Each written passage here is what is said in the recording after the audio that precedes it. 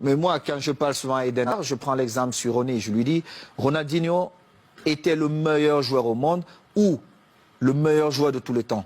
Parce qu'il était incroyablement fort. Mais seulement un joueur qui ne s'entraîne pas tous les jours, au bout d'un moment donné, ça paye cash. Ça paye. Tu peux être Ronaldinho, tu peux être Messi. Si tu ne t'entraînes pas, monsieur Eden Hazard, au bout de 2 ans, on t'oublie. Et le football va tellement vite qu'il y aura un autre gamin qui va naître qui sera encore plus fort.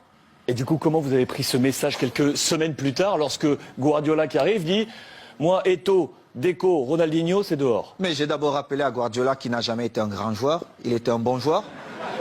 Et c'est vrai.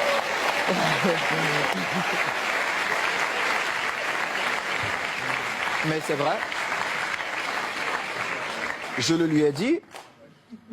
Et j'ai rappelé au passage, si c'est le coach, lui, ce qui me le dit, je dis, ok, je ne peux rien dire. Comme joueur, on connaît aussi Pep, mais surtout comme entraîneur, il n'avait rien démontré pour qu'il arrive dans un vestiaire comme le Barça, il ne connaissait même pas l'histoire du vestiaire, et qu'il se mette à dire certaines choses. Et en plus, ce qui me faisait encore plus mal, c'est qu'ils inventaient des choses que la presse relayait. J'ai eu cette discussion avec lui et j'ai eu une très très belle offre pour aller jouer 6 mois en Ouzbékistan où on me payait 26 millions de dollars. Et dans son bureau avec Tiki, il me dit « Oh Samuel, ça peut te faire du bien, vas-y ». Et je lui ai dit « Celui qui va te faire gagner, c'est Eto'o. Mais tu viendras me demander pardon ». Et je suis resté à ma place. J'ai continué à m'entraîner, nous sommes allés aux États-Unis et nous étions à Houston, dans le vestiaire. Il dit avant le match, ok, nous allons changer de dossard. Oh, tout le monde dit, oh, c'est l'entraîneur qui le fait maintenant, c'est surprenant. Et il dit, Titi, tu vas prendre le numéro 9 de Samuel. Titi Henry. Oui, Titi Henry, tu vas prendre le numéro 9. Et Titi était bien content. Et Eto'o portera le 14. Tout le monde était surpris. Et c'était un manque de respect total. Et je ne pouvais pas l'admettre. Parce que j'avais quand même écrit une belle histoire, même si elle devait s'arrêter là, au Barça. J'avais beaucoup fait pour le club, que ce soit dans les stades, mais surtout en dehors du stade. En dehors du stade. J'ai toujours été là pour tous mes coéquipiers, pour tous les clubs. Vous êtes resté 1 an avec Pep. Je vais vous dire. Alors, il joue, je suis au banc de touche. Quelques jours plus tard, on joue contre une équipe de Mexico, Chivas. Chivas. Et il a le malheur de me donner 20 minutes. Et je crois qu'il pouvait se tirer une balle dans la tête. Et les 20 minutes, je marque 3 buts. On revient à New York contre Red Bull. Bon, il se dit, bon, voilà, il me renvoie dedans, je marque encore 3 buts. Il était obligé de convoquer une réunion, mais comme il n'a jamais eu le courage de me dire les choses en face, il est passé par mes coéquipiers. J'étais en train de dîner, et le délégué vient, Carlos Nava, il me dit, viens, j'ai une surprise pour toi.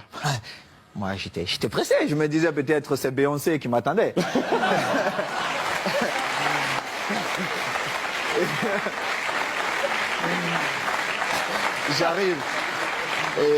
J'arrive dans cette suite et je vois Jorquera, Oleguer, non pas Oleguer, Puyol, Les jeunes du Barça. Léo, André, Xavi et surtout Victor, qui est l'un de mes meilleurs amis. Et Victor Valdés. Victor Valdés. Et je vois Pep qui est au fond. Et mon visage change. Parce que j'étais très agressif quand je voyais Pep. Mon visage change.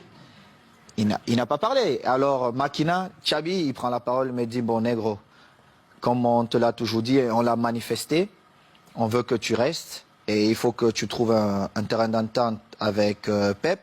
Et j'ai dit, moi je ne parle pas à Pep, il doit me présenter ses excuses. Parce qu'il m'a manqué le respect ouvertement à plusieurs reprises et je n'accepte pas ça. Moi, si vous ne me respectez pas, je ne vous respecte pas. C'est comme ça, la loi chez moi. J'ai souffert pour être là, je respecte tout le monde, mais si vous ne me respectez pas, je ne vous respecte pas.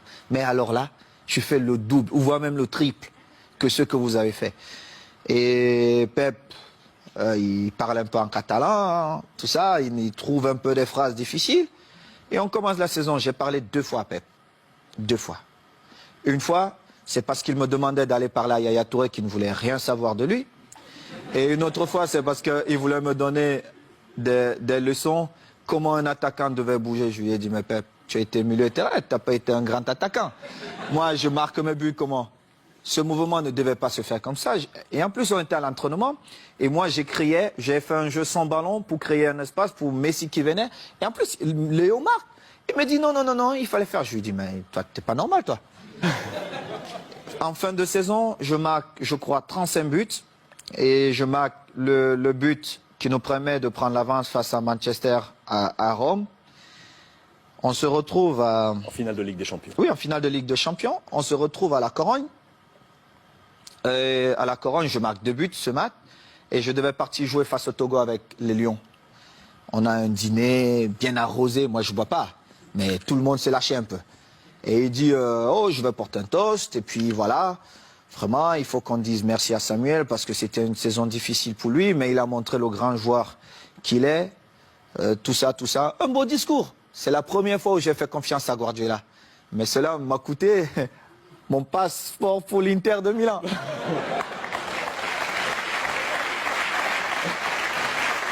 Et du coup, quand vous l'avez croisé ensuite à l'Inter, parce que vous l'avez croisé, on a une belle photo de vous en poignée de main. Regardez mon visage. Parce que Guardiola, il m'a vu dans le tunnel. Est-ce qu'il m'a salué dans le tunnel? Il ne m'a pas salué dans le tunnel. Il a attendu là où il y avait tous les caméras. Moi, quand il a regardé le visage de Thierry Henry, ça dit tout. Parce qu'ils ont vu la scène. On était tous dans le tunnel.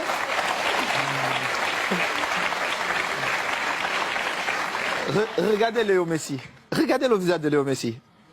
On était tous dans le tunnel.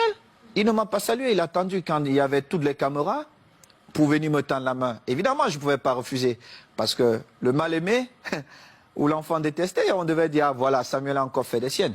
Mais seulement, les gens ne connaissent pas les dessous. Parce qu'il aurait bien pu me saluer dans le tunnel. Moi, j'ai eu des différences avec le code lors d'un match espagnol de Barcelone. Je ne sais pas si vous vous rappelez. À Majorque. Mais j'ai beaucoup d'estime pour le coach. Le football, c'est ça. Entraîneur de l'Espagnol. De l'Espagnol. Contre Majorque. Contre Majorque. Vous Oui, êtes c'était envoyé un difficile. petit peu. C'était difficile pour le code, mais moi, je devais défendre Majorque et j'ai fait mon boulot. Et c'était pareil. Donc, c'est une histoire comme ça. Mais bon, après, on s'est retrouvés, Pep et moi, on a fait la paix. Et je suis content, mais la vraie histoire, c'est celle-là. C'est que Pep, peut-être dans son envie de gagner, n'a pas respecté certaines choses dans le football. Et heureusement pour lui, j'ai marqué quand même 35 buts cette saison-là qui nous ont quand même permis de gagner. Pichichi cette saison. Qui nous ont permis de gagner tous les titres qu'il a gagnés. Et il est bien content parce que c'était ses premiers trophées. Saison où le Ballon d'Or arrive dans les mains de Léo Messi. Mérité. Vous êtes 10e de ce classement Ballon d'Or cette saison. Je ne regardais même pas ça, mais Léo l'a bien mérité.